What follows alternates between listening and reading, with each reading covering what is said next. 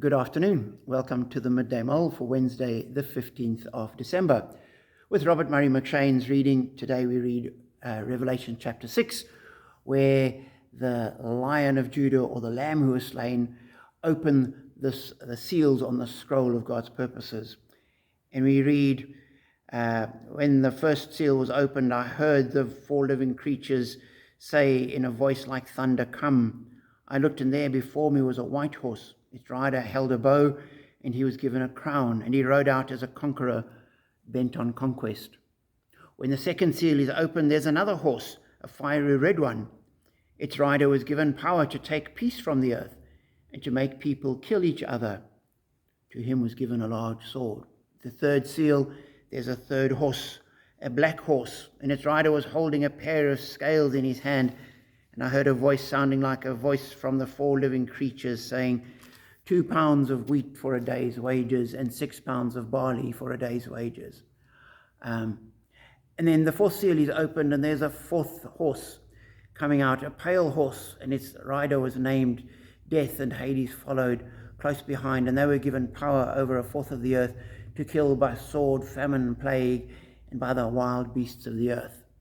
And as I was reading that, at a very superficial level, and I'm sure that there's great depths of teaching here, but at a very superficial level, I read that and I thought, that sounds a lot like the news that I read each day.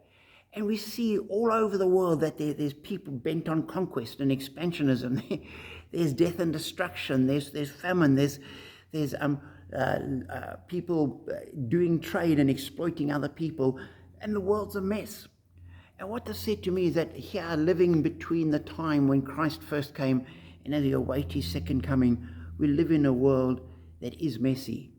And God's not surprised. We see this is part of God working his plans out completely beyond anything we can comprehend or get our heads around. And this world is fitting into it.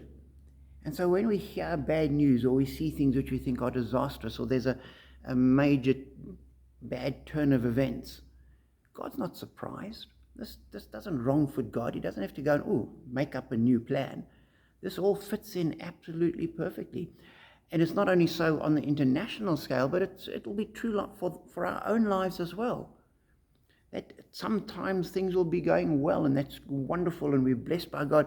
But sometimes our lives take a turn for the worse, and there are all sorts of curveballs that come our way, and we end up with struggling and suffering and with all sorts of problems. And it's not that God isn't there, or that his plans have failed, or that there's some disaster, that things have slipped out of his purposes. God is sovereign. He's in control of everything.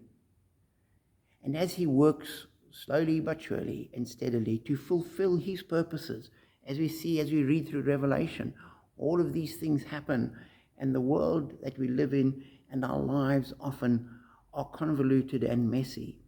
But that doesn't slow, hinder, or stop God in any way at all. And I take courage from that. I hope you do too.